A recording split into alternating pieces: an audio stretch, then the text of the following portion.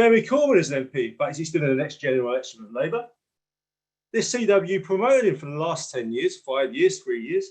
We want a Labour Party to represent the working class again with clear-cut policies. This leader has not got the best interest of the working class. Dave Ward is a true leader I respect, admire and value. Sir Keir Starmer is not. We cannot continue supporting Labour with a Sir who does not represent our members. I ask you to move this motion on the best interest for the membership, not of the branch. I move. Okay, thanks, Steve. I got the wrong seconder. Thanks, Mark, for telling me. Right, and we've got Gary Clark, Scotland number 2, should be seconded. Right, and then if everyone else can take their hands down, I'm going to ask you to raise them when Gary is finished speaking. So Brian and Alan, if you could get off them, please, that would be great. And I'm going to hand over to Gary Clark to second the motion. Okay, Gary, over to you. All right. Thanks, Jane, for that mix up there, but we're here now. I think in second this motion, I think this motion is a step in the right direction. There's other motions later on in the path, if it gets to there, which will expand on this motion and put a clear way forward how we believe we can take this union and believe where we should be moving forward. I think we have been through the days of Corbyn. We've seen days of Corbyn come and go, and we've seen Starmer elected as a leader. And we've seen since then a complete change in direction in the Labour Party, which has left, I know myself, many of my members of my branch, asking why we are funding the party, which viewed our members no longer represents the interests of our union, no longer represents the interests of our class, and no longer represent interests of our membership. I get asked that question day in, day out. So I'll also make it clear, this in no way seems that we writing off every single Labour Party member. There's good Labour Party members out there we can work with, and we will build links up there. I know some of the opposition will come in and say, well, Gary, if we leave Labour Party, what are we going to do in Parliament? Well, ask that question to the RMT, who've been out of the Labour Party for a number of years now, and they have good links with Labour MPs, working hard with Labour MPs, and they get some support for Labour MPs. But look at what's happened in the Labour Party conference recently. You've seen the Labour Party ditching, the leadership ditching £15 an hour, some I campaigned for in the recent election campaign, and some we should be forefront to amongst our members. We should be on a decent living wage. No longer will the Labour Party campaign for that in public anyway. We've seen Labour Party activists getting expelled. If you're a good trade unionist, a good socialist, you can suspend you from membership. And at the exact same time we're suspending good socialists, what are we seeing in Aberdeen City Council? When you have 9 Labour councillors making a coalition with the Tory party to run Aberdeen City Council, now getting brought back into the fold and being brought back into the Labour Party. So the time that they're expelling socialists and trade unionists in the Labour Party, they're re-admitting 9 Labour councillors who formed a coalition with the Tory party in Aberdeen City Council. What does that say about the direction the Labour Party has gone on? Whose interests are they gone on? And motions come up, I'll probably get debate again. What we should be doing is calling on Labour councils to refuse to carry out Tory cuts. They're there to represent our interests, and no Labour councillor should vote for Tory cuts. That's what we should be demanding on the Labour Party councillors at present. We're now going to see the leadership coming in this debate, and all comrades of the country can debate. Many have long-standing in membership of the Labour Party. I sent a hand out to welcome these people in the debate, but let's debate the facts right now. Will this Labour Party renationalise Royal Mail? No, it won't. Will this Labour Party renationalise British Telecom? No, it won't. So what should we do is building links with other trade unions, other socialists around and building an actual alternative. We'll come on a motion later on in the debate in this session. Let us build links with other trade unions. Let us build links with other socialists. and let us build links with other good Labour Party activists. But let's make it clear, the Labour Party of Stammer no longer represents the interests of this trade union. And I've seen in what the leadership has said, there's good trade unions and good socials in the Labour Party. But let's be honest, not many Labour councillors are now actually refusing to carry out Tory cuts. We should be calling on this. We should be welcome Labour councillors who refuse to carry out Tory cuts. If Labour councillors who are carrying out Tory cuts, we as a trade union should not be supporting them. We should be calling on them to refuse to carry out Tory cuts. And saying this motion, I welcome the debate. And now we're going to see, we've seen the Bakers Union did discipline the Labour Party. We've seen RMT refusing not long being a member of the Labour Party. We've seen CASA now having a special conference potentially discipline the Labour Party. Let us not be left on the sidelines with the way the trade union movement is moving. Let us join in this debate and let's take part in this debate and let us actually move this debate forward. Conference a second. Okay, thanks, Gary. Before I call for hands up, I just need to double check. Was there a point of order of North West Central? No, I'm now asking for an indication who wants to come into the debate. Right, I'll wait till people indicate. I want to spread of the country. I will not just call you in the order that you came up in. Otherwise, everyone who presses the button straight away on Zoom will always be up first. So I'm going to bring in Angela Tealing. Right, then Kai Dodd from Bristol and District. And then I'm going to bring in Shaky from Birmingham. They're my first three speakers. So Angela Tealing, over to you first. Thanks, Jen. Angela, there's a real bad echo. Try again. I know, we just... It's all right, I've got my man to turn the speakers off, all right. Right, okay. It's still got a whistle, though. If you can get rid of that whistle, that would be great, Angela. Right, so I want to oppose this motion. And disaffiliation, it's good that we're having the debate, and we have it every now and again. And some points have been raised about people and some unions that have disaffiliated, but you have to be in it to have a say. It's it's never been a perfect situation with the Labour Party. There's always one side that want to pull it the other way, but you've got to stay in it to make a change.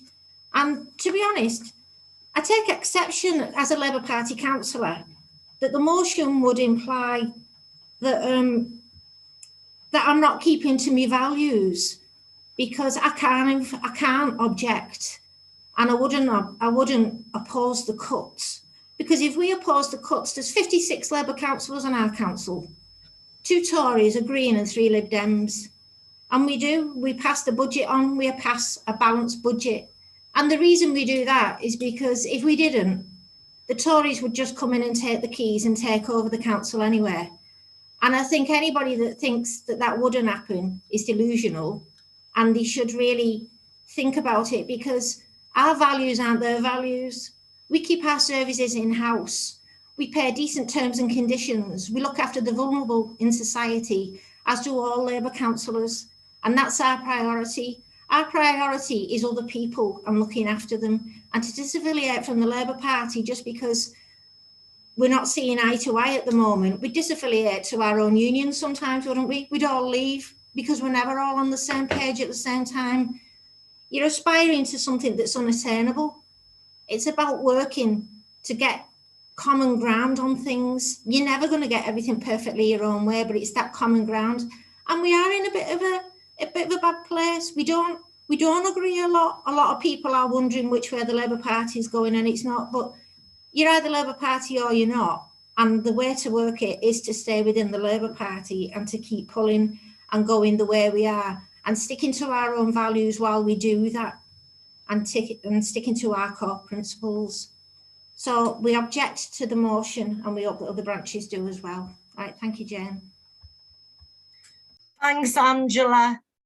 Thanks for that. As I say, I'd take Kai Dutt next from Bristol and District.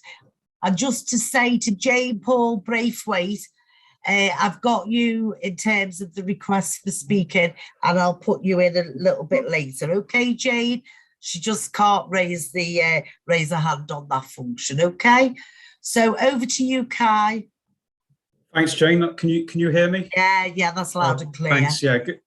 Good afternoon, everyone. Kai Dutt from Bristol and District Lamal to oppose this motion, and we do have some sympathy for it, but I think it's been clear for a very long time that the CWU is a union that's got an industrial strategy and a political strategy.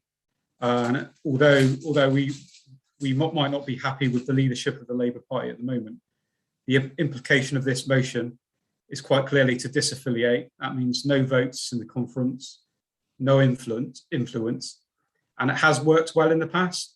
It was only a few years ago that we managed to get a left-wing leader of the Labour Party elected that was on the same page as the CWU. I think we should have done a lot better as a union and the trade union movement around the succession planning, what was going to happen next. And unfortunately, we've probably been outmaneuvered by the right of the party in recent years on this one. So is that partly our fault? I think it is. I think we should box a bit clever. Not only should we have done that in the past, but going forward into the future as well, we should be doing that. The second point the motion makes is to end all central funding and only have branches supporting local candidates. Now, I think that's a problem because it's very expensive running a political campaign. Now, I did a lot of work with Jennifer Forbes down in Truro and Falmouth, and it's not a cheap thing to do for a branch to be involved with. So to say that the central union would not support any local candidates, I think is wrong as well, because that money is needed. And also, I think we should also get behind the NEC motion that's coming next as well. It's not a perfect motion, but I think it's the best way of moving forward to take away any funding over the affiliation fee to the Central Labour Party. I think that's probably the best way forward, and to deal with any request for funding on a case-by-case basis where it supports the interests of the CWU. Thank you. Thanks, Kai. I'm going to go over now to Shaky from Birmingham and District.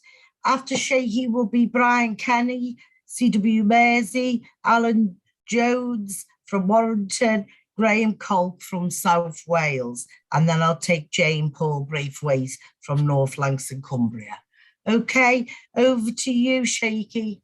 Afternoon conference, Shaky from Birmingham District Amal to oppose the motion, and the reason I say we oppose the motion is because we've got a longer tradition of fighting for our values. Even that the Labour Party might not be following trade union values, that doesn't mean when the system is broken, you move away from the system.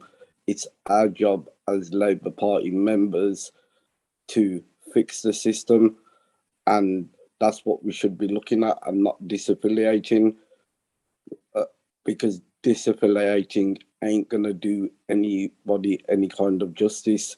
We have fought long and hard to get our ways within the Labour Party, and we did that with Jeremy Corbyn, who was one of us. Just because the system is broken, that doesn't mean we move away from the Labour Party. We need to look at ways of fixing the system. And if you look at the NEC motion, it's not a total fix, but it's a platform we start fixing the problem. And that's why I oppose this motion.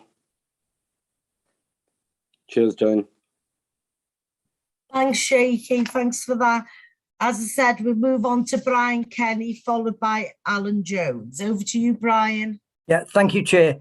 Chair Conference, Brian Kenny, Mersey Branch, also to oppose motion 3.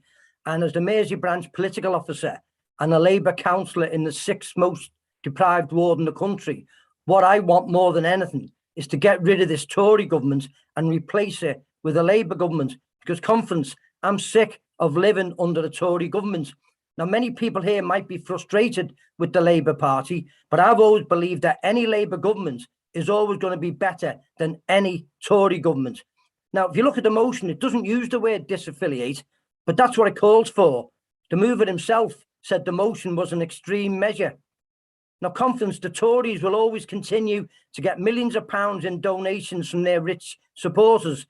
If unions like us disaffiliate and stop supporting the Labour Party, then we may as well accept that the Labour Party will be the party of permanent opposition. And my branch certainly doesn't want that.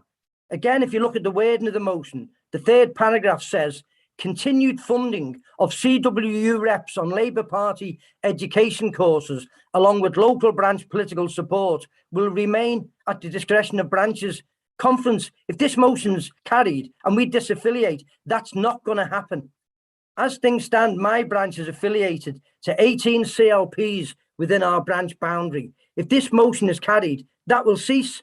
We will lose all the influence that we have now on the 18 CLPs and the vast majority of Labour MPs who are elected in those constituencies. In 3 weeks' time, the CWU Northwest branches are going to send a full delegation to the Northwest Labour Party conference. As usual, we'll play a major leading role in all issues on the agenda, as we do every year. If this motion's carried, calling for all central funding to cease, quote, with immediate effect, then we won't even be at the conference. Conference, I'm the Mersey branch delegate to Wallasey CLP. I attend all the meetings, I raise issues, and I've moved numerous motions over the years in line with CWU policies. All that will stop. We'll be on the sidelines and the Labour Party will just carry on without us. Now, I accept that many delegates here today mightn't be happy with the current Labour Party leadership, but if you don't like the manager of your favourite football team, it doesn't mean you stop supporting the football team. Conference, CWU is affiliated to the Labour Party and we play a leading role at national, regional and local level. We mightn't like all aspects of the leadership, but where else are we going to go? Because the only real alternative to the Tory government that we've had for a number of years now, too many years, the only real alternative is a Labour government. Let's remain in the Labour Party and continue to fight for policies which will help our members and working people as a whole. We do have already within the party a number of excellent policies, and if I had a few more minutes, I could give a long list. Some of them were actually submitted by the CWU at the recent Labour Party conference, such as community wealth building. So, conference, my message is loud and clear today. Let's stay within the Labour Party, use our influence instead of running away. If there's policies within the Labour Party that we don't like, do what we do within the CWU, seek to change them. And finally, conference, my final point, the Tories have been trying for years to break the link between the Labour Party and the trade unions. Let's not do their dirty work for them. So oppose motion 3 and go on to support the NEC motion number 4. Thank you, conference.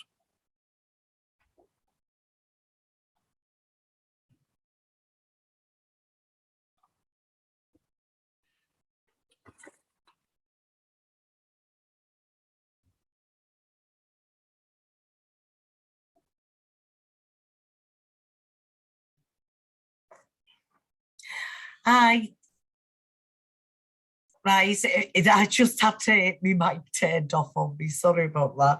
Right, thanks, Brian. I've got Alan Jones, then Graham Colk, and then Paul Braithwaite, and then Judy Griffiths. Over to you, Alan.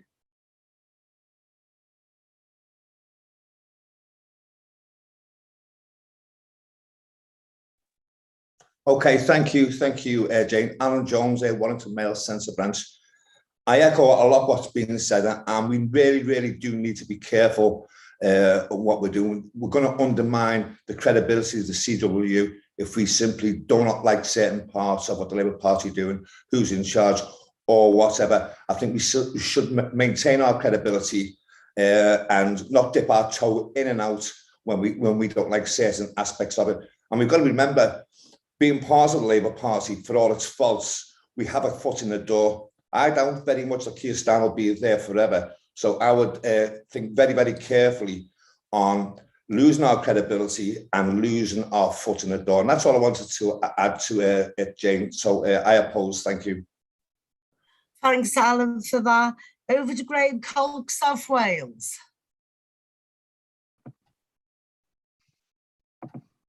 You there, Graham? Yes, nice to see you all today on a lovely Sunday here in Wales. Graham Colk, South Wales branch, to oppose motion 3.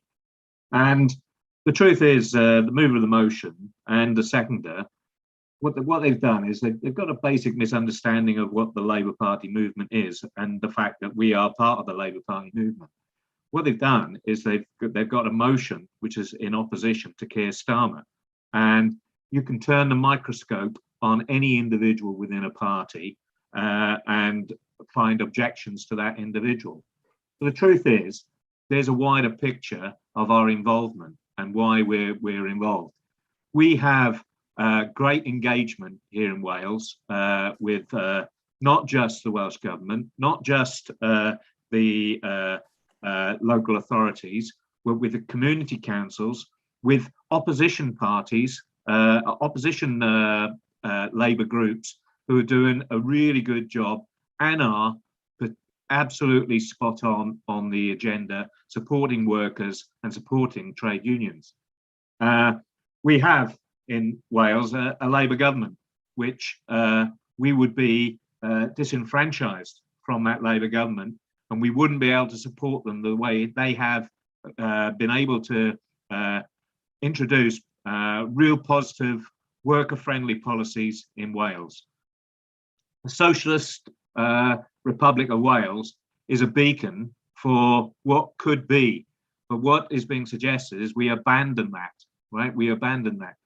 We have had from our Welsh Labour government, from our local authorities, from our Labour MPs in Wales, support during the beginning of COVID 2020. They put pressure on BT, and in particular BT Consumer, to get people out of buildings during the first COVID. We weren't able to do it ourselves, but it led to legislation in the Welsh Government, which was supported by our engagement with them, which made it a responsibility of the employer to ensure that the workplace was safe. We've had industrial action here in Wales, as they have across the country, in which we've had massive support from our MPs, from our MSs, and they have raised our issues, not just in Parliament, but they've raised them with the companies and embarrassed them into backing down. This is part of why we do the funding.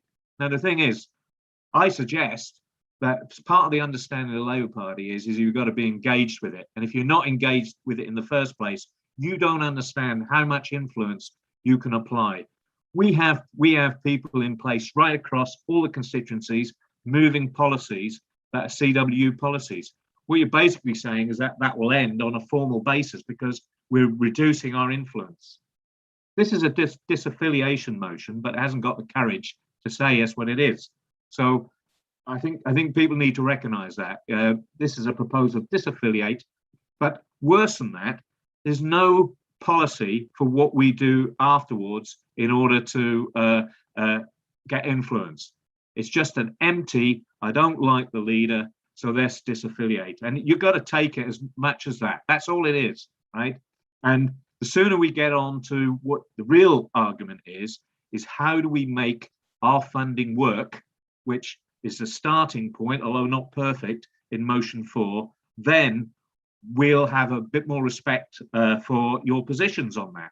Because if you've got good ideas, how we get our policies, how we focus that money, and how we deliver, then that's the debate we need to have. So I kind of think that I've been having these debates for all my life.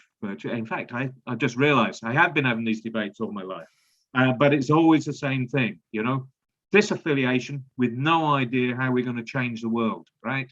Whereas in reality, what we need, focus funding, and I'm putting my hand up now for Wales that we would love some more central funding, please. We've got some great projects that we need to do, some great campaigning ideas, and we want them supported along with our support for the Welsh Labour Party. So I would urge you to reject this motion and get us so we can have the debate on motion 4. Okay, thanks, Graham. Going to go over to Paul Braithwaite. Thank you, Chair. Paul Braithwaite, North Lancs, Cumbria. To oppose the motion, the only way that the union movement gets anything done politically is through the Labour Party in Parliament. If you want laws changing, the way to do that is through the Labour Party. This is a disaffiliation motion. Ultimately, we will then lose all our support and all our abilities to change the Labour Party, to change policy from the Labour Party. Do it from within, stay in the party, change it. If you don't like the policy, you don't like the ideas, you don't like where the direction of the party, put your sixpenny thing, get the policies, get the principles changed, and move forward. To do this, we will lose, if this is motions passed, we'll lose all influence. Yes, I can understand the mover and seconders not happy with the Labour Party, not happy with the Labour Party at the moment, not happy with Keir Starmer as the leader. As has been alluded before, you don't change the manager of your football team. Sorry, you do change the manager of the football team, but you don't move the team. You don't lose that support. So I just want to say oppose this, support motion 4, and keep within the party. I'd rather be inside the tent peeing out than outside the tent peeing in, because we'll have no ability to influence things at all. Thanks, Chair.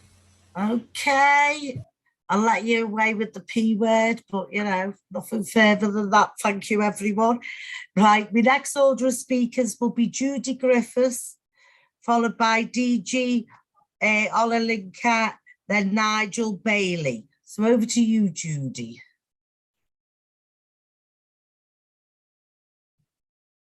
You'll get asked to put your mic on, Judy. Can you hear me? I can hear you now, Judy. Okay. Yeah, just to say, Judy Griffiths, Coventry branch, to support the motion. And I understand people who say stay in to change the policies, but it's abundantly clear, given the Labour Party conference, the recent changes to the rules that the Labour Party can't be changed. Let's be frank. The Labour Party no longer has any intention of pursuing socialist policies in favour of working people, because whilst expelling trade unionists and socialists, it has agreed rule changes that end the opportunity for the leadership of to be changed, for instance. For example, raising the level of support a candidate needs to be on the ballot paper to stand as the leader from 10% of support of MPs to 20%, doubling it. So the idea of changing the policies of the Labour Party, I know our union opposed that, as did others, but it got through. So whilst poverty is ripe and growing, a socialist government has never been more necessary. Labour councils, due to cuts, are using hire and fire. This is Labour councils, cutting local services, libraries, Sure Start centres, local waste services, and reducing social care and cuts. Councils in England are responsible for 1/5 of all public spending on housing, adult social care, education support, transport, recycling and waste collection, libraries and many other services.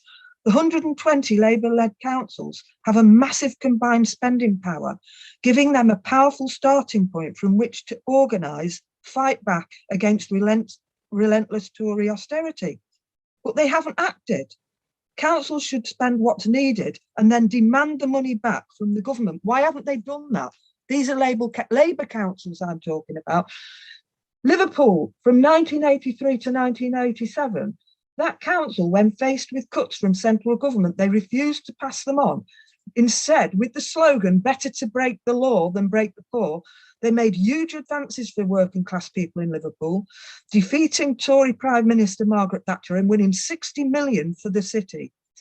While other councils were implementing cuts, Liverpool Council built 5,000 houses and flats, gardens with at the back and front, and in many cases, it cancelled all cuts and redundancies planned by the outgoing council, built 6 new nursery schools and 5 new sports centres, the 3 new parks, and rents were frozen for 5 years.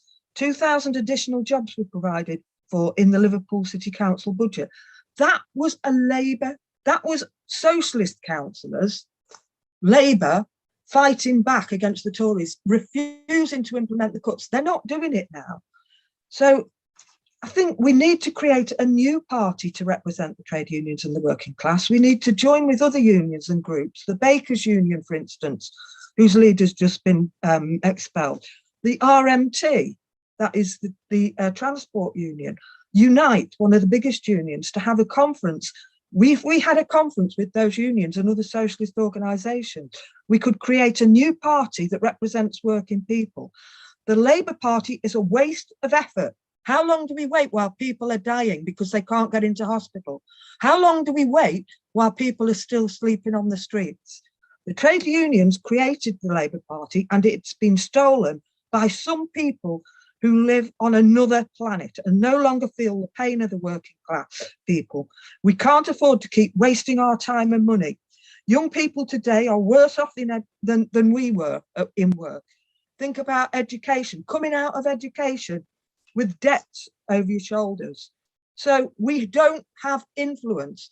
There are some great Labour councillors out there. I've got good friends locally, you know, who are Labour councillors who do their bit, but there is no conscious fight back, and we've got to do something, and we should be doing it now. There's no reason why we can't pull trade unions together with other organisations. We can build a party and we can fight and change, and that's what we need to do, because if we keep waiting, we will keep waiting. The changes to the rules. Can you finish off, Judy? Thank you. Okay, thanks, Judy, for that. We've got DG, followed by, will be followed by Nigel Bailey and then David Ray. Okay, over to you, DG.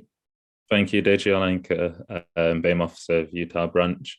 Yeah, rising in support of this motion. It really, earlier today, 2 motions were passed unanimously calling for the CWU to expand its fight against racism.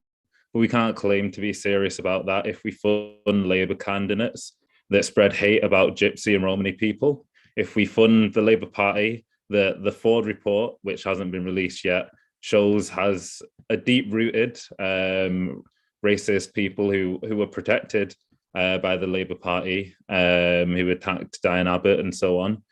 I think so far we've had a lot of ex and current Labour councillors speaking on this debate, and I wonder why they're opposed to this motion, because if you're a Labour councillor or MP who's not voting for austerity, then you'll be supported by your branches.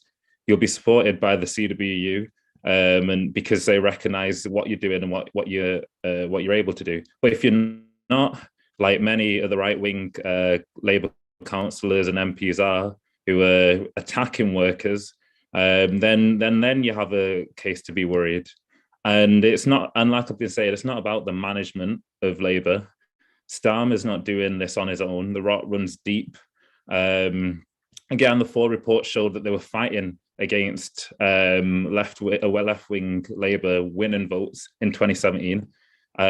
Really, we don't have any kind of like foot in the door, like it's really been suggested, because left-wing anti-cut Labour candidates are being suspended and attacked by the deep structures of the party. So it's not enough to say, oh, we'll just get rid of Starmer. They've overtook all the kind of democratic processes, so that left-wing candidates can't even run in elections. Left-wing motions are, not being passed through. They're pulling every trick that they can to ensure that the party never goes back to Corbyn.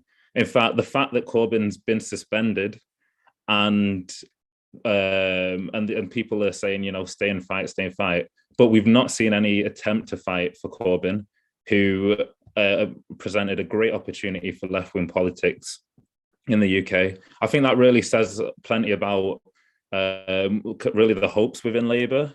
Like, clearly, whatever people think that we're doing at the moment. Clearly, that isn't enough. And same with the motion that's coming up after this, the NEC one. It clearly doesn't go far enough, because the fact that I don't have to say it again, but Corbyn's been suspended and nothing's been done. We've tried to assert our influence within the party, but clearly that's not happening. And now people that are opposing this motion are saying that we should carry on supporting Labour councillors who've attacked workers, whether it's casualisation of the full-timers, bullying and harassment of reps. If you speak to TfL workers, that's going on. Attacking workers' health and safety, fire and rehire. It was a Labour council in Tower Hamlets that started that trend in the pandemic. So no, I think we should support this motion so we can fund good anti-cuts candidates. And we should also support my union's motion that's coming up later on, because clearly the democratic influence isn't there. And all the NEC's motion is doing, and all the opposing this motion will do, is let the Labour deep rot continue to attack workers and continue to oppose us. Thank you. Thank you, DG, for that. We now move on. There is a number of speakers. We've got Nigel Bailey, followed by David Ray, and then Ed Baldwin. Okay, Nigel. Yeah, thanks, Jane. Nigel Bailey, South East Anglia Branch, to oppose the proposition.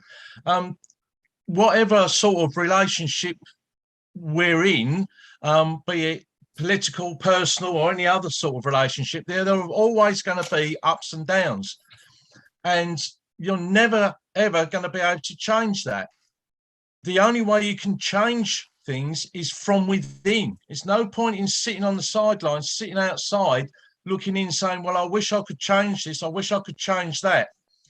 There's a lot of branches may be very disappointed to hear that not every branch and not every Labour voter, and certainly not every union member, like the idea of backing Jeremy Corbyn.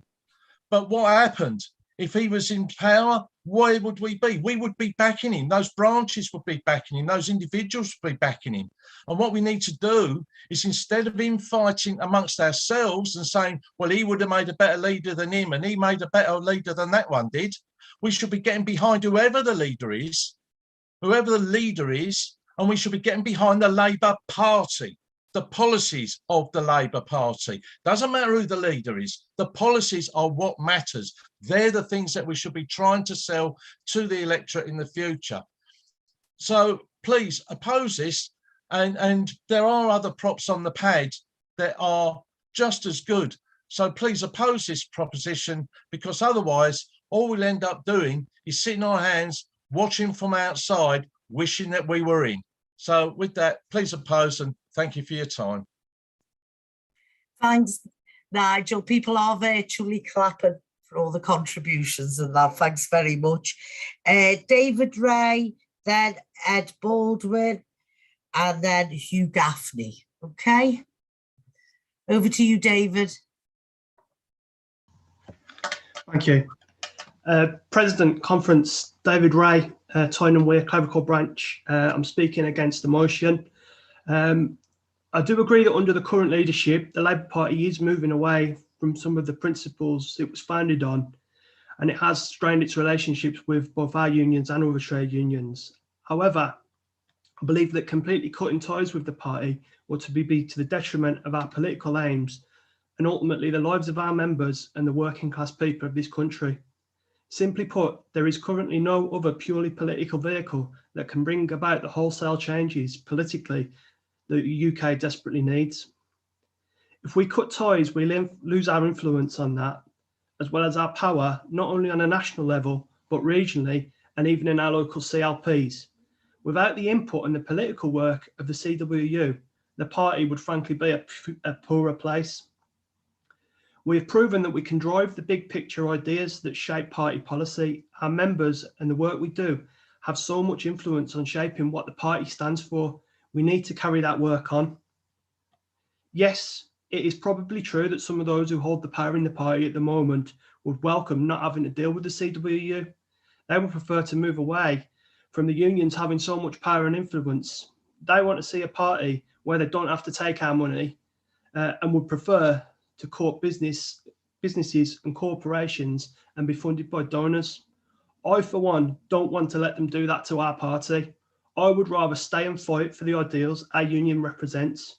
We've already shown we can push back when we need to. We've already shown when we make a stand for what we believe in, we make things happen. The climb down on the Electoral College being a recent example of that. I also think we cannot understate how important we are to upholding socialist and trade union values in the party. We are pivotal to the wing of the party that hold Labour traditions dear. Other unions and activists look to us. If we abandon them, we make the job of getting the party back to where we want it to be much harder. If we want to make the party move back to being a member-led entity and draw back that huge grassroots membership again, we must stay and fight. We are part of the fabric of this party. It is our party. We continue to and work with Labour MPs, MSPs, Welsh Senate members, Metro mayors, councillors, police and crime commissioners and CLPs with great success, especially away from Westminster. The best way to continue to do that is to stay put. Please oppose the motion. Thank you. Thanks, David. Right, we move on to Ed Baldwin. Ed, over to you. Chair, thank you. Ed Baldwin, Kent Invicta. First time delegate, first time conference. Thank you. Comrades, as trade union activists, we cannot ignore the political climate by simply putting our heads in the sand and let someone else deal with the issues of society. By trade unionists for us to have that voice in Parliament. The progressive ideas that our General Secretary had actually spoken about earlier are coming from the left of the party, and we cannot desert them. I urge those who you know that voted for Keir Starmer during the last leadership contest to have left the party, ask them to come back and sort out the mess that you guys have created. By withdrawing central funds, this would effectively silence our political voice. So I ask you tips to actually leave in Labour. Start our own political party. What are the chances that the same internal bickering would have not re-emerged? I ask conference to reject motion 3 and that we support motion 4. Thank you very much. Okay, thanks for that, Ed. Well done on your first speech at conference. I'm going to go over to Hugh Gaffney now, Glasgow District. Over to you, Hugh. Can you hear me, Jen? I can hear you. Yes. Everybody, thanks for this great debate we're having today. We've all heard it before, but it is important because I understand the frustrations. Because I was one of those MPs. I was never been an MP without the CWU support, without all the work that was done in the CWU, the whole family. And when I was in there, I kept on fighting for CWU. We'd never have done that without a trade union being affiliated to them. They understand the whole frustration just now. Of course, Starmer's not the man we want. Of course we're not. But so many people have left us and people have made that point, and that's why we're left with where we are. That's why the party's in such a state. Politics is horrible just now. We've got a big problem in Scotland, never mind the whole of the UK. If we're going to take the Tories out, we need the whole of the UK together. And that's where our CW movement comes in, because we cover the length and breadth of the whole UK. If we look at the motions, remember the words of the words. It says cease with immediate effect. That is that's basically saying all the work is getting done just now, we just stop doing it and we walk away. Why walk away? Because that's what they want you to do. They want you to walk away. I know MPs in there who don't want trade union money. They think they can do without it. If we don't give the trade union money, all gets spent on trade union people. It's a support this. We have to oppose this motion and do move on. And people talk about rebuild. The Labour Party is yours. It was built by the trade unions. And we've got a big, massive problem, never mind politics. The trade unions are not working together. Do we disaffiliate for the trade unions because it's not working? We've got GMB, Unison and USDA, the conference opposing us, some of the good motions. But it's frustrating. I know how frustrating it is. I've been there. I've been in there with the venom, the hatred within the Labour Party. But you know one thing, as a trade unionist, I fight every single day. We fight to win back. And we need our members back that left us. Because that's how we take back our CLPs. That's how we take back our positions. And that's how we get more trade union people sitting in those benches where I sat. I had the privilege to sit there. And every union and every branch, if they put their effort and power into it, we could have more CWU MPs. Chair, I'll leave it at that, and thanks for it. And I do oppose under the Glasgow Amalgam. Thank you. Thanks, Hughie. Right. Obviously, I've taken in a number of speakers. There's some people who've put their hands up who've now got their hands down. I'm going to do the last call for speakers. So I've got George Kneeshaw, Des Gibbons, because Des had you down and then back up. So I'm going to do Des as the last speaker in this motion debate.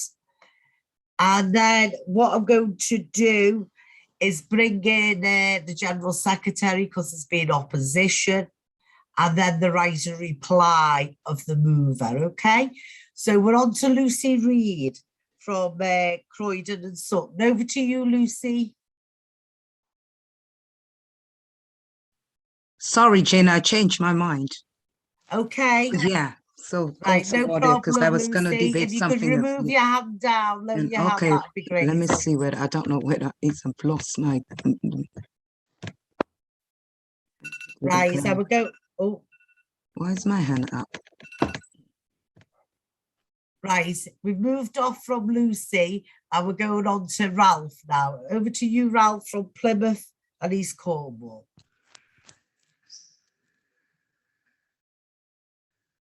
Can you hear me, Ralph? Can't hear you. Right, 2 secs. I can now. Yeah, right, I can hear you now. Yeah, cheers, Ralph.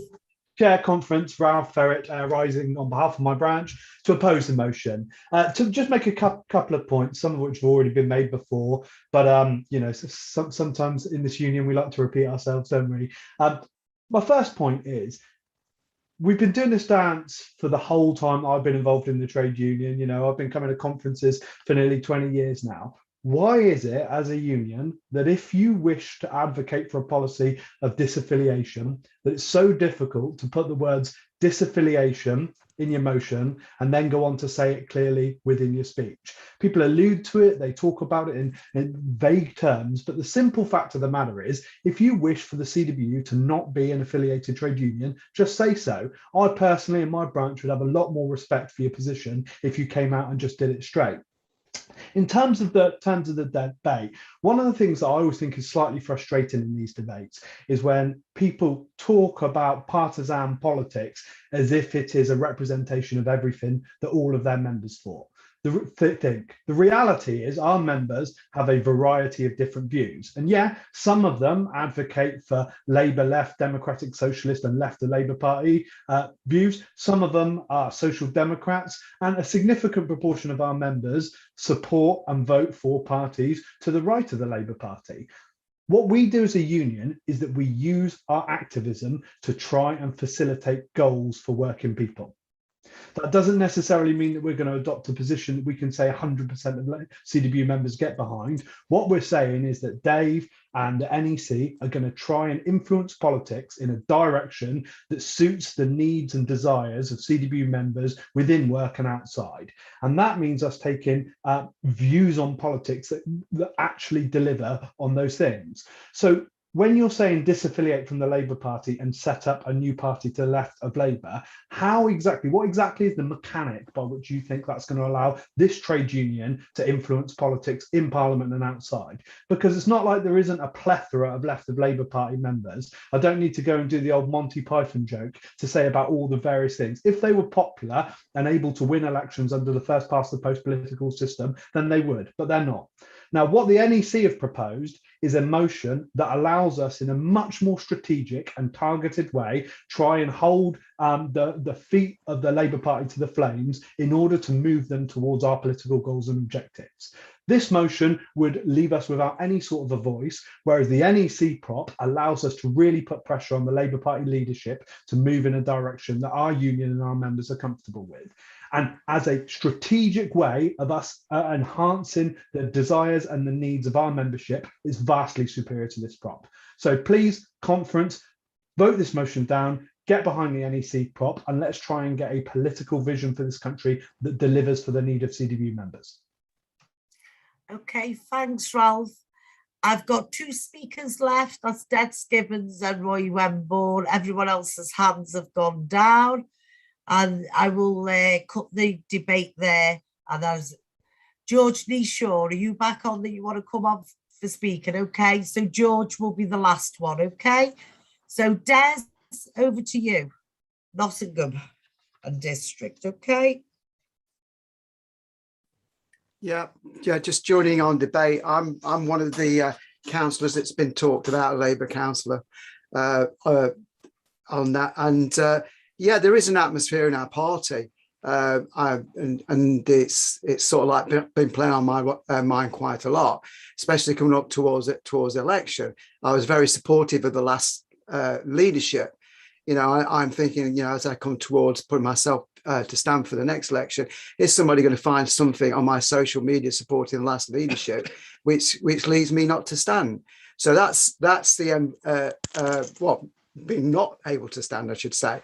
So that's the environment I'm working in. But what I won't have is people on certain sections of the party telling me that I can't remain in the Labour Party and I can't be a part of the Labour Party, which I've been in for 40 years. So I'm staying to fight. I think we all should stay to fight. We have to be in the room to make the changes, to make our voices be heard. Thank you, conference. Thanks, Des. Now over to Roy Wemborn, London Postal Engineering. Over to you, Roy. Yeah, thanks, Chair. Just a quick couple of points in opposition. You know, under the first past the post system that operates in this country, there really is no space for other smaller parties. The whole history of the movement, when people have left the party, dozens of times it's happened, it's gone nowhere. And you can see at the moment, you know, you've got like the Green Party, we've got 1 MP. The Communist Party has never had an MP. And the Liberals got in with a little bit of sidling up to the Tories in the coalition. But so it's a non-starter, this idea. And I think we should be talking about, and hopefully we will in the next motion, about the building within the party and how we can change it. Thanks. Thanks, Roy. George Kneeshaw from, want to get this right, Central Counties and Thames Valley. You'll be the last speaker in this debate. Then I'll bring in the General Secretary, Dave Ward, and then the right of reply to Steve as the mover of the motion, because there's been opposition. Over to you, George. Yeah, thanks, Jane. George Kneeshaw, Central Counties and Thames Valley, also to oppose. Look, the point's already been made about alternatives to Labour. The reality of my lifetime is that smaller parties, because of the electoral system, don't have any success. I've been able to vote since 1983. Just to run through it, we lost in 83, we lost in 87, we lost in 92, again in 2010, 2015, 2017 and 2019. Whether we like it or not, politics is about, within the parliamentary system anyway, is about compromise. I think Angela said it right at the start of the debate. we have to compromise with head office. We're not happy, we're not happy with some of the things happening in the telecoms constituency, but we don't walk away. We compromise and we continue to work together. This is the only show in town. Now, you might not like that, but I would urge everybody out there to get involved in their local CLPs and change things if they don't like it. The Labour Party is the best avenue and remains the best avenue to influence policy and to deliver for working people. Thank you. Oppose. Thanks, George. That's the end of the contributions from the floor. I'm going to ask Dave Ward, the General Secretary, to come in on behalf of the NEC. Over to you, Dave. Sure. Yeah. Sorry, thanks, Jane, and thanks to everybody who contributed to the debate. It's a debate that we wanted to have. We know this frustration's out there, and we want to offer an alternative direction going forward. I know Steve, who moved the motion, very well, and I don't believe that he was trying to deceive anybody in that sense. I think he wants the same thing as what we all want. But we do need to be clear, the point that Ralph made and others made, this is a disaffiliation motion. The wording of the motion, as the fact evidenced by the fact that it's the first motion in the debate, means that if you carry it, we will disaffiliate from the Labour Party. Now, I also want to be clear, though, that we share all of the frustrations that people have expressed during this particular debate. In asking you to oppose, let me be crystal clear on this point. I'm not here, and we're not here as a union to defend the actions of Keir Starmer or the current direction of the Labour Party. I think that Keir, as leader, has failed on every single pledge that he made. I think in terms of setting out a transformative agenda, which he said, and he wrote to us as a union when we had our own internal democratic debate about who we were going to support. People should go back to that letter. He stood on a transformative agenda pretty much the same as the last manifesto. He also said that he was going to unify the party. And I don't disagree with anybody who said there during the course of that debate that what we've seen from Keir is anything other than unifying the party. He seems to be embroiled, I think, under the influence of others in his own factional war between right and left. I think it's time to move on from that debate now about factional stuff in the party. And what we've got to be clear is that what are the alternatives that are really on offer to represent working people at the moment? And I noted that Chris played a great tune just before this debate came on. Great band, The Clash. The song, Should I Go or Should I Stay? And I'm going to say to you that actually we need to do more than those two options. And the motion that we're putting forward in the next debate is actually about doing something different to just leaving or staying. And I just want to talk a little bit about the reality of what that motion will mean. So this NEC are suggesting that we completely change the funding approach, that we do support people who support us. I stood on the ticket 6 years ago, 7 years ago in my first term. Nothing's changed on that in this sense, that we should only support people who support us. And we now need to make that very clear to every single branch in the country. And we need to make sure that we realign our Labour support with people who are supporting our policies. But, it's time to think about a strategy now, as well as the usual debate that we have. And what we're going to offer when we come on to the next debate is a strategy that's about building a social movement and about building collectivism. That is not just about remaining in the Labour Party and fighting. It is about leading a serious direction for change, to change the whole of the Labour movement from the bottom up and make sure that the trade union come together, our movement comes together, and we lead the Labour Party, not the other way round. So I'd ask you, conference, to oppose the motion. It's time for a different debate, and that's in the next proposition. Thanks, Dave, for that. I'm going to bring in Stephen Watkins for his right to reply because there's been opposition. Over to you, Steve.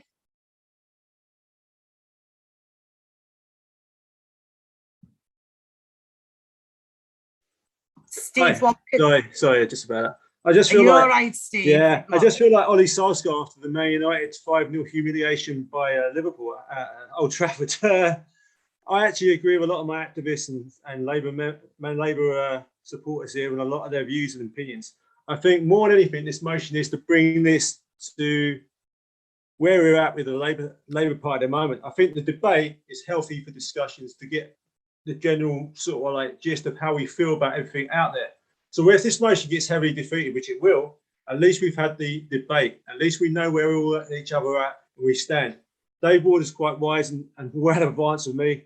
I learned a lot from this motion. I've been pretty battered here, but I stand by a lot of what I said because I do believe Secure Starmer is not for the working class. But however, we probably do need a better motion than what I put forward. But it's there to debate. The debate's out there. We've discussed it rationally. The arguments are very good.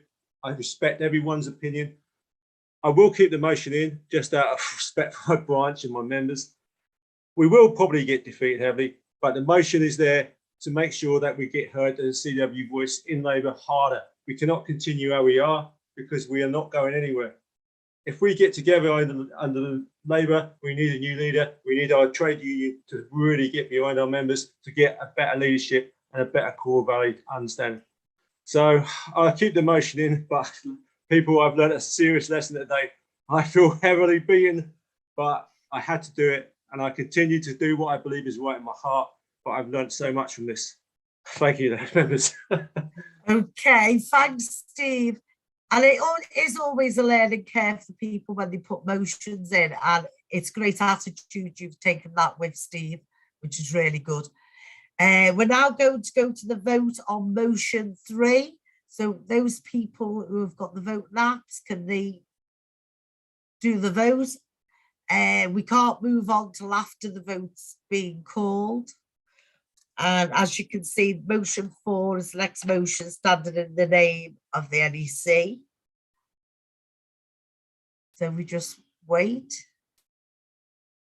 And then as soon as I get it through, I'll announce it and we'll move on.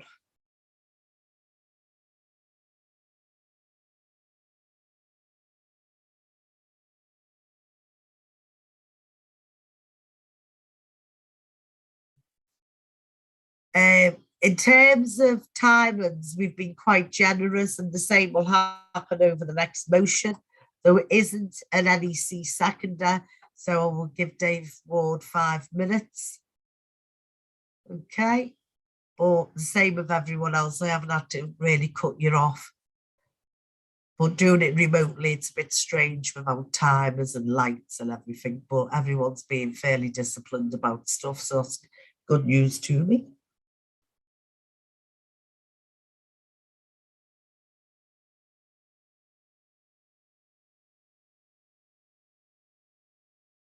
Has everyone got the vote in it?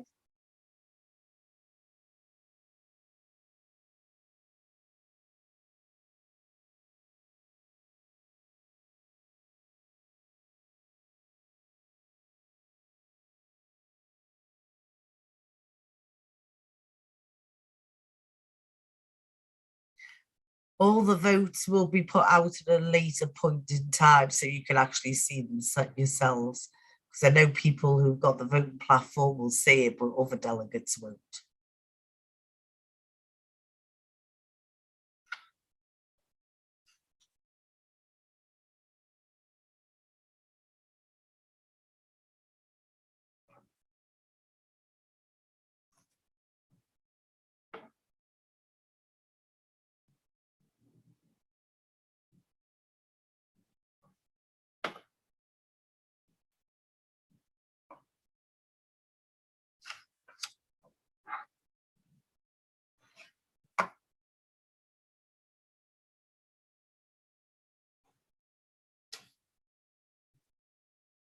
This is the awkward silence on a Zoom call. This is when I should be doing quiz questions with you all.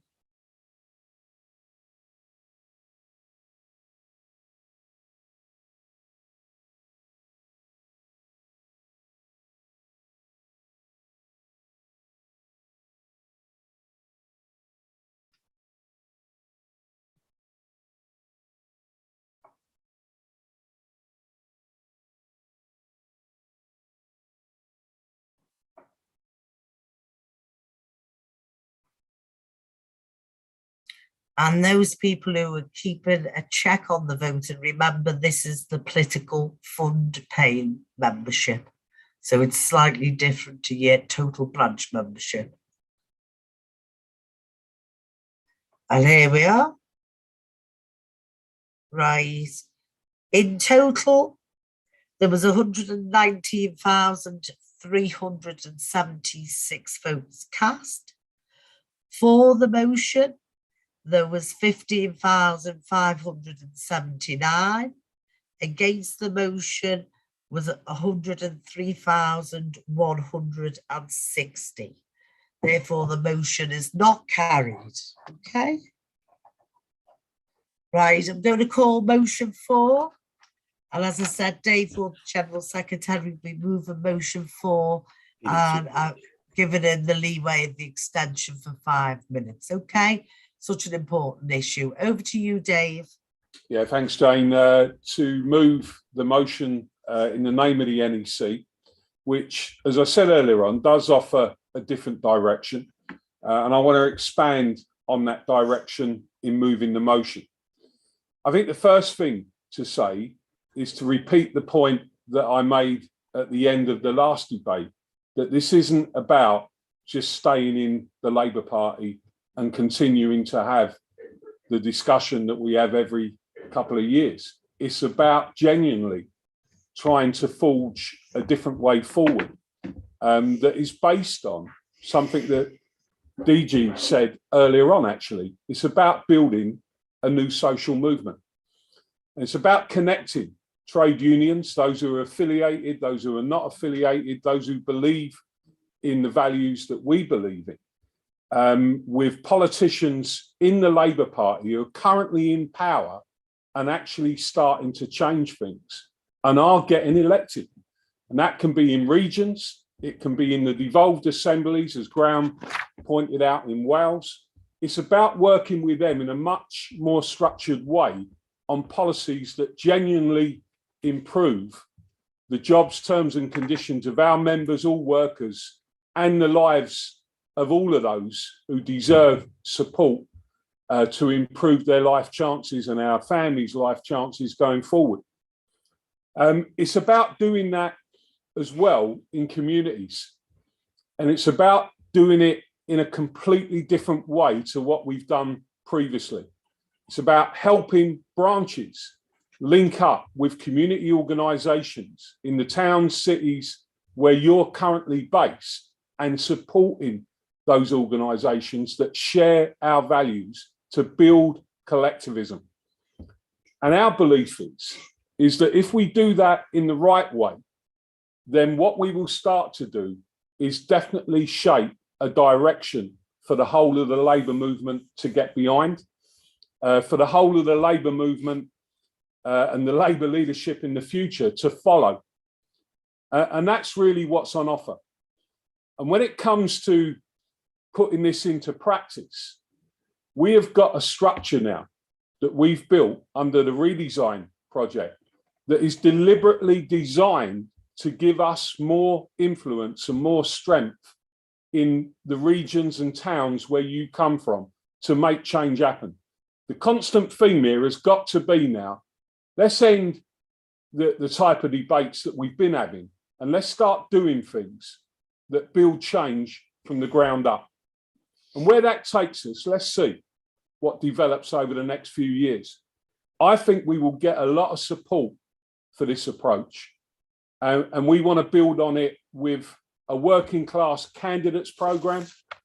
We want to see more working class people, more CWU members, more people who share our values being elected out there to support us and all of what we stand for. It's time to move back to working people representing working people. And that is one of the things that we're committed to in this proposition. It's also about making sure that we completely relook at the way that we campaign. We want to offer fresh approaches online. We want to offer and get in to support branches in those areas in how they campaign to bring about change. So, I want you to look at this motion, but I want you to see it very much in line with the other strategies that we're going to be debating in this conference. And I would ask conference to support this proposition. It's not perfect. It's not going to change everything overnight. But believe me, we're serious when we're talking about building a new social movement, building working class strength with the trade union movement leading the way, aligned with politicians who support us and aligned with working much closer to good community organisations, many of which we've seen emerge from this pandemic. I move. Okay, thanks, Dave, for that. The motion will be formally seconded. So motion 4 is open to debate. If you want to put your hand up, so I can call you in. I'll wait to see if there's any more people. Right. Okay. I'm going to start in the order they've come up on the screen. So be Kydud, Bristol and District, followed by Roy Webborn. Okay, over to you, Kai. If we can all be disciplined. We'll thanks, Jane. Kydud, Bristol and District are now to support this motion. I think there's a lot of good things in the motion, maybe a couple of things missing as well, but I think it's really important to highlight the work that's going on in the regions and in cities and the regional leaders that we do work with locally as branches. And I think Dave's right to point out that we could make a lot more of that from a national point of view, working with those regional leaders.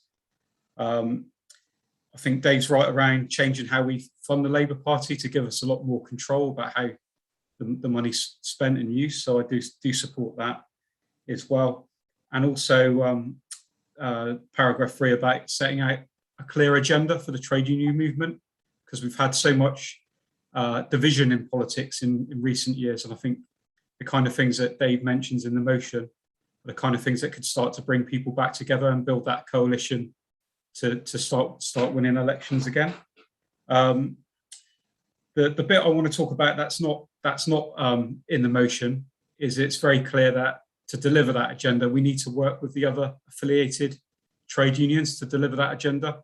It's clear that's worked in the past around the support that we gave to Jeremy Corbyn. I don't think that would have been possible without that unified position from all the unions. That seems to have fallen away a bit in the last couple of years.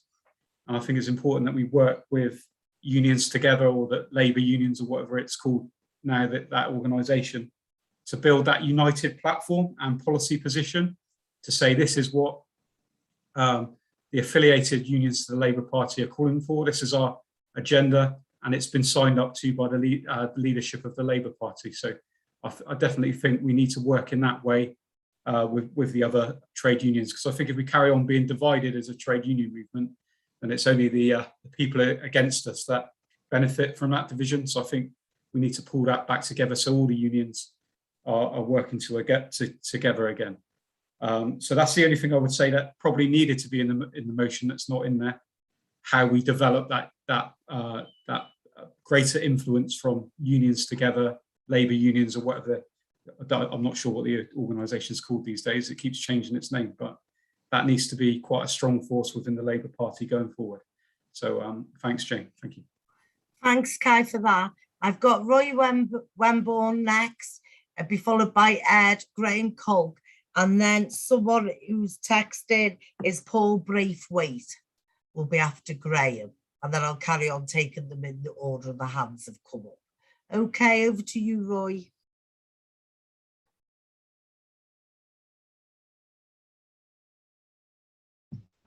Thank you, Chair. I think this is a very welcome conference. and it's really good that we can discuss organisation and politics, and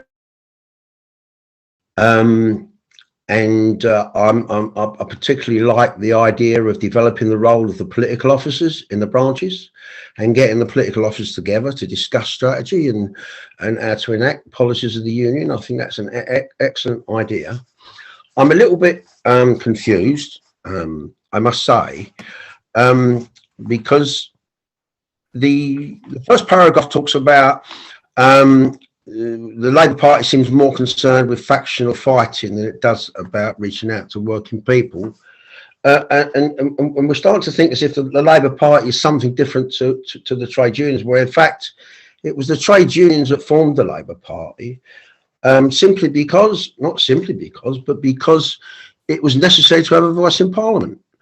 And we have to take this seriously if we are to ever get any of our policies to renationalise BT or the posts or policies on health, etc., that for the interest of our members. And I don't think there's any clarity in this, in saying that it's a factional fight. It's not a factional fight. It's a one-sided attack by a bureaucratic elite, in my opinion, on socialists and socialism within the party, suppressing free speech, the introduction of subjects not competent business to be discussed, to be decided at the discretion of the General Secretary, industrial scale suspensions of members, suspensions of constituency Labour parties, interference in candidate selections, disgraceful treatment of Jeremy Corbyn,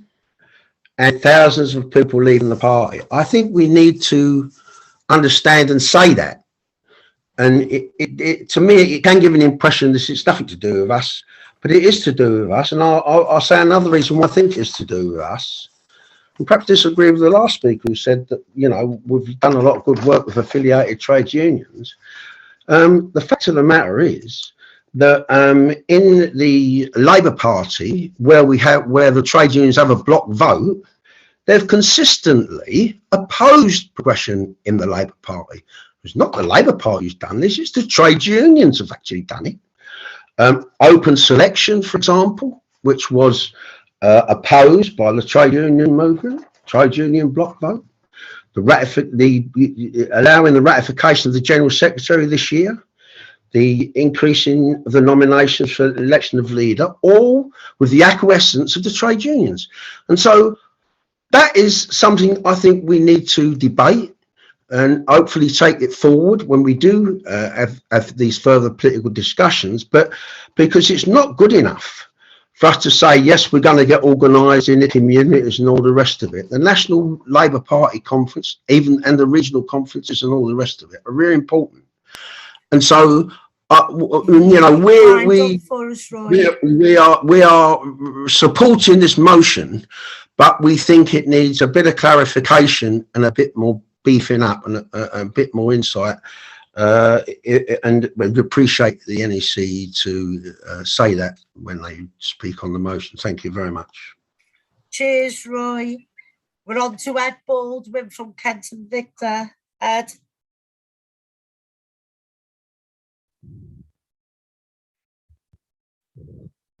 Chair, thank you very much. Comrades, I think that we need to have a greater sense of belief in our movements. Since the 2017 election, the Labour Party focused on the consolidation of its seats rather than looking at attacking the marginal seats that could have claimed. In my opinion, the PLP was constantly undermining our leadership and forced the Corbyn cabinet to adapt this philosophy, and as a result, Labour lost that election. Now, Labour inquiry into the 2019 general election blamed Corbyn and Brexit for that defeat. Yet, Keir Starmer was elected on the platform of his 10 pledges based on the Corbyn administration and bringing that forward. For me, that speaks that there is a demand for public ownership of the country's infrastructure is there. Now, capitalism has failed us in 2018 as a result of the banking crisis, and all we've done on it since is put a plaster on it and tried to make that work. Today, we still continue to struggle with any crisis. Supermarket shelves are still empty, and people still cannot sell their house with quality cladding. Now, Thatcher, she called this the Soviet Union, but this is Great Britain, modern, 40 years later. As trade unionists, I struggle how we are going to get that message across to our members. We need to have that greater understanding that this affects us all directly, unionists, trade unionists and socialists alike. As reps, that message of this has to be taken forward to our members, and education is key. Now, the way to relate that is past activities. It wasn't that long ago when Rico Beck was the CEO, and our battle for Royal Mail sent shivers throughout the workplace community. We had our warning. We've seen the government's attitude towards the firing hire and what they did at the private members bill. And we didn't think that could happen to us as workers. British Airways, British Gas, Tesco, Sainsbury's, Weetabix, 100 years institutions like Jacob Dow Egberts all thought that they had a job for life. Now, through an organised workforce, we won that battle with Royal Mail and the unscrupulous bosses it brought to the table. And when you see what other industries have gone through, ask yourself, did that happen by chance? Now, that fight goes on, and I urge all our representatives to show solidarity with other unions and support this motion. But also, in addressing this motion, I also ask conference that should this motion go ahead, that we give sufficient time for branches to mobilise their members, their activists, when the call for demonstrations comes up. Now, just over a week's notice for the Manchester conference, to me, was insufficient time. This didn't give us enough time for workplace reps to take part in their resourcing and for members to set around their personal commitments, etc., etc. So we support this motion, but I think it's a starting point, it's a talk, and a work in progress. Solidarity, comrades. Okay, thanks, Ed. Lee Starr Elliott, we've already had a Bristol and District speaker, so unless it's a mistake, you've got your hand up. I can't take two speakers from the same branch, okay? You need to sort it out on your little WhatsApp group if you've got one. I'm going to take Graham Cole, will be followed by Paul Braithwaite, and if we can all be disciplined, I can get you in, okay? Obviously mindful we're due to finish at 4 o'clock. Graham, over to you. Thank you, President. Graham Colt, South Wales branch. And to a certain extent, a motion like this is overdue. But the thing is, it's sort of a starting point. And I know I kind of agree with Kai. There's so much more that you could put in as description, but there's quite a bit of work to be done, because I think part of our problem is that when we're seeking to engage and support specific MPs or specific groupings and organisations that are promoting our agenda, we're not totally clear what our agenda is, and we haven't had enough debate politically about what that agenda should be or could be. And I kind of think it's because we tend to leave that debate to a conference rather than having a regular debate. We tend to create a situation where we decide what we're going to do without having all the preamble that you need to actually make definitive decisions about what you stand on something, right? And that's how we do that, is we need to engage with political officers and branches more in order to enable them to actually disseminate where that activity is best taking place within their region or within their branch area. So I kind of think one of the things that we have to do, and it's something that works fairly effectively in Wales is the level of engagement politically, but not just the leaders of organisations, because you can develop your policy at a constituency party, on a local authority, and so on. And we need to have our activists with like templates that they can go to these meetings and deliver those things. And you can't just leave it to chance. And I think the danger would be that a funding process for activity and campaigns and support for MPs was centrally funded, but also centrally decided, if you see what I mean. It should be centrally funded, but it should have the input of all those political officers, the branches, in order to determine those policies and also where that funding is spent. We've done quite a lot of work locally as a branch in trying to make sure that we get our activists installed in all Labour Party constituencies, and that is a key element, because it's an educational tool to see what's going on. And I think debates like the one we had on 3 would be better if more people have been inside the Labour Party and understanding what's going on and what the pressures are. And secondly, it enables us. Yeah, I'll finish on this point. Secondly, it enables us to exert the influence by being part of it, and I think that's the bit that needs to be done with this motion. So we support the motion. Okay, thanks, Graham, for that. I'm going to take Alan Jones as the last speaker in this session. Okay, and it's 3 minutes, and we want to get everyone in. DG from Utah, you're next, followed by Mark Walsh. Oh, sorry, Graham. Sorry, Paul Braithwaite was next after Graham. Sorry, DG. Paul Braithwaite. It's not bad if only one person can't find where the hand is to put it up. Paul Braithwaite. Thank you very much, Chair. Yes, just to speak, Paul Braithwaite, Northampton, Cumbria, to support the motion. Just really to speak to one paragraph of it, which is the additional funding outside the affiliation fees. We in the northwest region do this currently now anyway. We only support councillors, candidates, MPs that actually do actually support our aims as a union.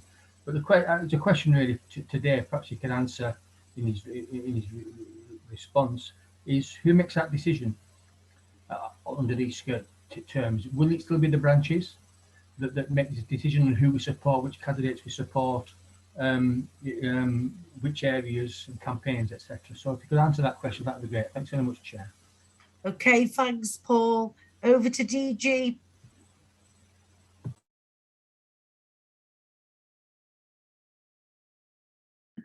Yep, thank you. Cheers. Cheers. Yeah, I'm rising in opposition to this motion. It doesn't allow us to support the trade unionists that have been kicked out of Labour. You know, in 2022, during the council elections, we won't be able to support the activists and trade unionists that have been suspended from the Labour Party. Worse, if there was a snap election, it means we wouldn't be able to support Jeremy Corbyn, who's currently suspended. And this is mainly because if this motion passes, then it knocks over my motion, which is coming up next, and also the Scottish motion, which is coming up after mine. And really, I think the fact that the NEC's motion knocks out the next 2 motions shows that they don't want members and branches to have this debate about funding candidates who have been barred from Labour, trade unionists, many of them in the CWU, who've been kicked out. Again, I don't really want to go back on points, but the fact is that, you know, while we're focusing on Labour right now, the truth is that, you know, if you look to, I'm part of the Utah branch, and we're a national branch, and we have members in Northern Ireland who just say we're not voting for Labour. We have members in Scotland who say the same. And if you look to Scotland, the truth is that, you know, Labour stopped supporting the Scots call for independence. So instead, they voted for candidates that'll do it for them. So why do speakers in England think that the same can't be done, but for anti-cuts candidates and anti-cuts parties in England? You know, the truth is that, and again, kind of going back on what's been said about the first past the post system, but you could say the same thing really about Scotland, but again, SNP have done well there.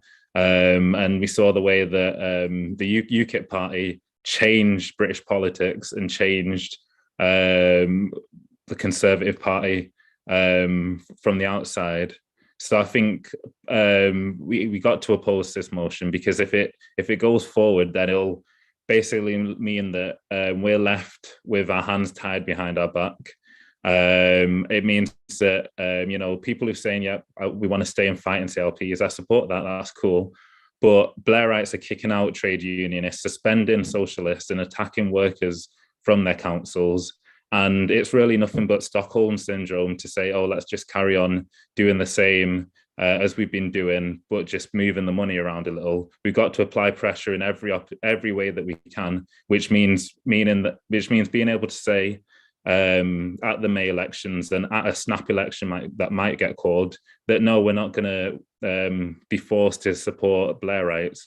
We're going to have the opportunity to support people like Jeremy Corbyn, who have been suspended, and other trade unionists who have been kicked out, rather than supporting councils like Tower Hamlets, which are doing fire and rehire, and councils that are attacking workers in trade unions. But yeah, thank you. Okay, cheers, DG. We're going on Mark Walsh, Greater Merseyside, Amal, or Greater Mersey and South West Lancs, Amal. Thanks, Jane. Afternoon, Mark. Afternoon, Mark, she said. Mark Walsh, Greater Mersey branch from the Socialist Republic of Liverpool. Certainly not a Blairite city or a Blairite branch. I just briefly in support of the motion. As a branch, we've been working with the Metro Mayor in Liverpool from day one. And what we've done as part of that, and part of his manifesto, we help shape in terms of talking about real living wages for any jobs that are created in the city region, trade union recognition. We're also working on the new broadband, or working alongside them on the broadband that's been implemented in the city. And one of the things that we've got as part of our talks with that is that we'll have the right to go in and try and recruit those people who are going to work on those new contracts. So we've already done some of this, and I would urge other branches who haven't in the past been active within the local party, and certainly the councils or the Metro Mayors, to get in on this, because this is quite clearly, certainly Liverpool, and I think it's been mentioned before, I don't think we have a right wing. We have one or two right wing maybe MPs in this city. The vast majority are left, or certainly socialist MPs. We've got a socialist Metro Mayor, and we'll continue to work with that Metro Mayor. It isn't about soft soaping the Labour Party. It's about putting what we want as trade unionists on the agenda and taking that forward. We support. Okay, thanks, Mark. Hugh Gaffney, Glasgow District, Amal.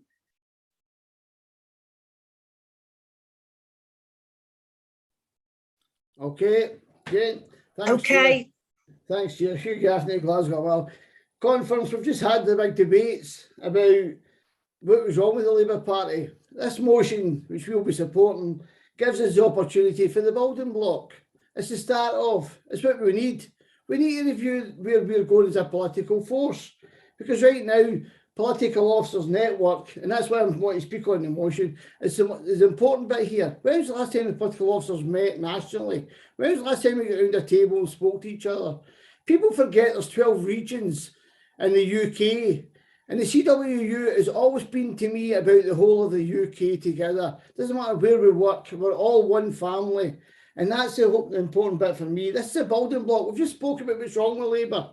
Let's cut the money right back and make them sit up and listen. And let's work with other trade unions. You know, Keir Hardie, organise, educate, agitate. That's what we are as trade unions. We're all nice people. We get in and agitate. We get in and fight every single day for the struggle. Political funds are lying in branches. And the only person that's got interest out of them is the bank managers. We need to start spending that political fund money and doing what we're talking about. We're all getting agitated with each other and we're all getting frustrated with the Labour Party. Well, let's start organising. We can take back the CLPs. We can get involved in the trade union councils in your own area. We can get involved in communities. That's what we want to do. We need the political funds. We need the time off for political officers as well. We have to stop telling the management you can't let people go. We have to tell the management these are just as important as representing our members.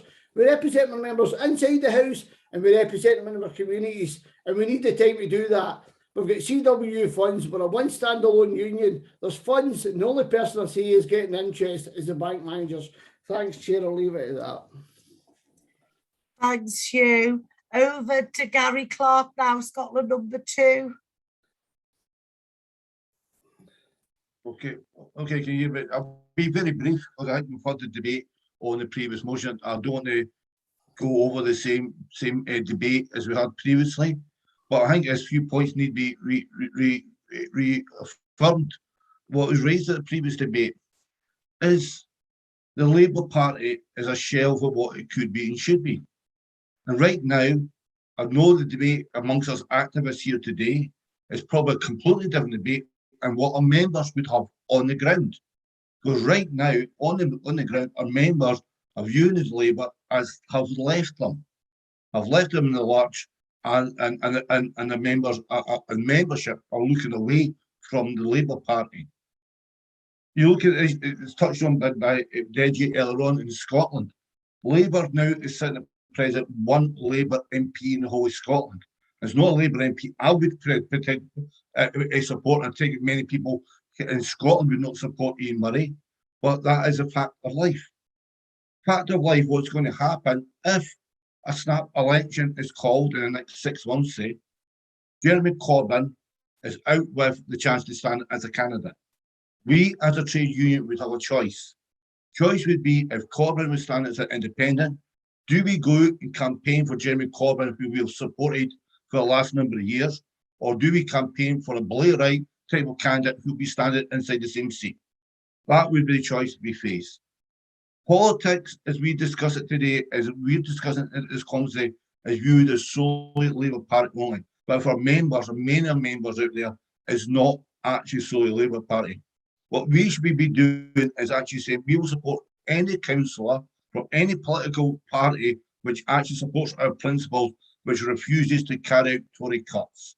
That's what I believe we should be sending from this conference. We want a people who are prepared to stand up and fight, be it inside or outside the Labour Party. I'll leave it at that point, but the thing is, I think this is quite an insular motion. It looks at the influence at us in the Labour Party. And the fact is, I believe that battle is gone for the foreseeable future. It'll be very impossible for us, I believe, to get candidates selected to be there. They'll be debarred, as we've seen up and down the country. So what we are going to do is apply motion 5 and motion 6 very unlikely to be heard, because that would have took the debate forward within the CWU. I'll leave it there, conference. Okay, thanks, Gary, for that. Ricky Henderson, Edinburgh, Dundee and Borders, followed by Alan Jones. And if Safcon or Ian Moran have got their hands up and want to come into debate, make up your mind which one of you it is, okay? And you'll be the last speaker. Ricky, over to you. Thanks very much, Jane. Chair Conference, Ricky Henderson, Edinburgh Dundee Borders branch, rising to support motion 4.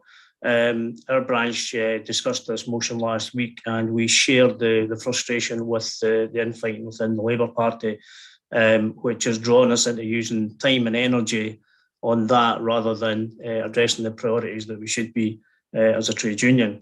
So we think it's right that CWU should reset the agenda, a progressive agenda that we think which would exemplify our industrial aims, and through the new deal for workers that Dave Ward has championed now for some time, I think we can drive forward.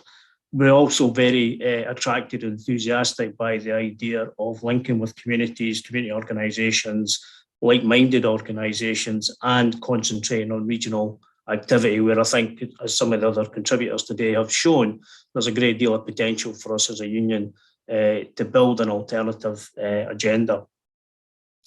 So we will be fully supporting this. We did just want to highlight one issue in paragraph 3 on the second part of the motion, which talks about us establishing a CWU working class candidates programme. And we completely agree with the sentiment of training up, hopefully, young activists to become elected members of the future with a CWU background. We just wondered a little bit about that terminology, working class candidates. And we discussed earlier today, Jane, about the in the racism debate about cultural differences and the important use of terminology. And it could be that some of our young activists coming from different cultural backgrounds might not necessarily identify or share our own beliefs about what that working class candidate means. And I just think maybe the NEC would be grateful if you could maybe take that away and just kind of think about that further, just so that we don't put anybody off who could actually be, you know, top class CWU candidates for the future. But with those slight reservations, we are happy to support motion 4. Thanks. Okay, thanks, Ricky. I'm going to take the last speaker, Alan Jones from Warrington Mail Centre. Over to you, Alan. You'll be the last speaker. And then, because there's been opposition, Dave Ward's got right to reply. Okay, Alan? Thank you, Jane. And I've had 6 ciggies to your none. I think motion 4 is an excellent motion. And it does 2 things, I think. It keeps us our foot in the door with the Labour Party, but it also helps to support local MPs, good MPs that are friends of the CWU. I just quickly like to just to say that our branch secretary Paul Chadwick and our regional secretary Chris Webb have been doing this for some time, and what that does, it keeps us in with friends within the Labour Party, and I think it's a motion that we should consider very, very carefully and support. Thanks, Jane. Okay, thanks, Alan. And that's Carl Webb, your regional secretary. Just in case Carl complains to you later. Right, there's been opposition. So the mover of the motion gets right to reply. That's Dave Ward, the General Secretary. So over to you, Dave, for the reply. Yeah, thanks, Jane. And again, a really good debate. Lots of different views coming forward, but clearly general support. In dealing with the opposition, you know, Gary, Deji, you know, I mean, I didn't put the standing orders in. The reason that the consequentials are there are because the reality is the following motions are again disaffiliation motions, and that's where they end take us, as opposed to the agenda that we're putting forward. I do really welcome some of the contributions where people have, you know, said that this isn't everything. No one's going to come up with a solution in a motion. It's about the work that we do going forward now. And, you know, I want to be clear on a couple of these points, because I think some of the opposition was perhaps suggesting that somehow we're not supporting certain people in the Labour Party. There is no union that has given Jeremy Corbyn more support, particularly since the whip was taken away, than the CWU. And I think if you ask Jeremy that, and I spoke to him on Wednesday, I think he would tell you that. I can't go into the ins and outs of that, but believe me, we are supporting Jeremy Corbyn in every single way that we can, because what's happened there is wrong, and we'll continue to do that. We've also supported lots of members who have been expelled, and, you know, we're still supporting those members. We've been successful in getting some members who were expelled back in, and we're going to continue to fight those causes as well. I think Ricky's point at the end was really well made, in the sense of this is an agenda that we can all get behind and the whole movement can get behind. And we will take note of the point you made, Ricky, about the definition of working class people, because I think that is a debate that's well worth having, and it's not intended to alienate anybody, but I take your point, and I think we need to look at that. What I think was really interesting as well was the contributions from Kai and Roy. who talked about other things that might be in there. And I just want to finish by saying something about where the trade union movement is and why the approach that we're taking is actually designed to get the trade unions to come together, whether or not they're in the Labour Party. We have strong links to RMT. We have strong links to the Bakers Union. And what we don't need is what went on at this year's Labour conference, where the Labour leadership deliberately sought to split the trade union movement. And it's called Chulo at this point in time. On one or two issues, well reported in the media, they were successful.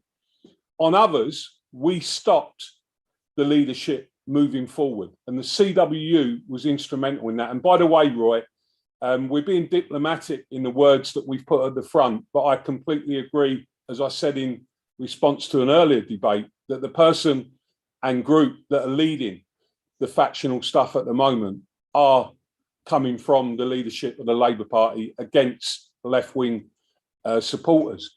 But what we're offering is, let's not respond to that by, I think Ricky used this as something I often say, using our own time, energy and resources in continuing that factional fight. I think there's a difference between, on one hand, supporting people who deserve support, and we'll continue to do that, but not responding by just continuing the inward-looking approach that Labour has got itself into. And that's why this motion offers that way forward. Actually, the next motion also builds on that and recognises that we need a further debate to develop these policies, something that Graham mentioned and one or two others. So, I hope you carry the proposition and I respect all the contributions and particularly welcome the new Utah branch who've been very active today and have made some excellent contributions in debate. Okay, thanks, Dave. Going to put motion 4 to you, right? And you should use your vote map for that. There won't be enough time to move on to any other agenda item now so that we can finish at 4, okay? Because it's too long to move anything else. So we now need to wait. If you get your vote in, and then as soon as I get it, we'll announce it.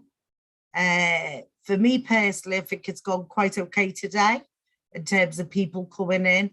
And I'd like to thank the tech people. Thank God. I've got my timers ringing all over the place. I don't know how to get it to come off. Right, there it is. Just like to say, thank quarter staff behind the scenes. It's been great. They've been working well together to make sure that the next few days we can get on with our business and we can get a democratic decision. Also like to thank the signers who are here for everyone. Both Kat and Siobhan there today, and there'll be more signers tomorrow with us. And then obviously everyone who's contributed for the manner in which you've contributed. So hopefully, as soon as we get the result through, I'll announce that. And I'll ask Dave just to say a few closing words before we finish for today. I wouldn't like to presume the vote, but maybe I can presume the vote.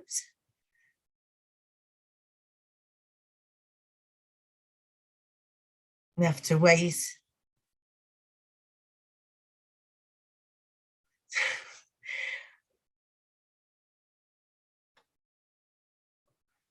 Right, hopefully that's everyone who's put the vote in.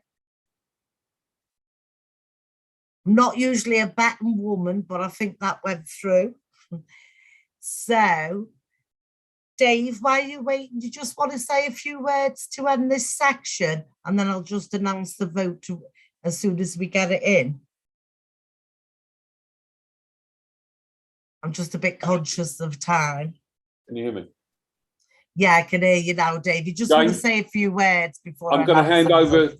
I'm going to hand over to Tony just to say that because he was going to speak on the next motion. He's got something to say about that. Okay, Tony, over to you. Yes. Thanks, Jane. Thanks, conference. I know a really good debate. I mean, we know, as David said, we know that there are conflicting views about where our political allegiances should lie, but we've made our decision now.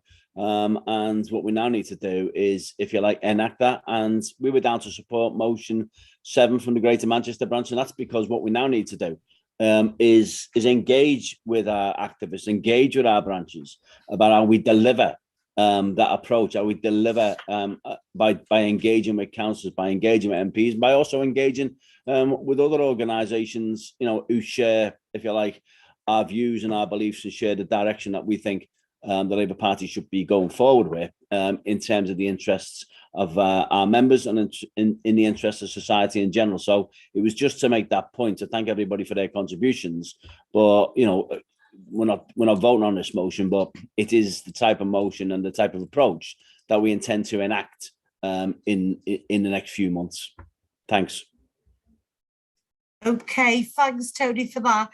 Apologies for me. It's the interpreters, Cat and Siobhan. Sorry about that in terms of them working on the screens. So thanks, Cat and Siobhan.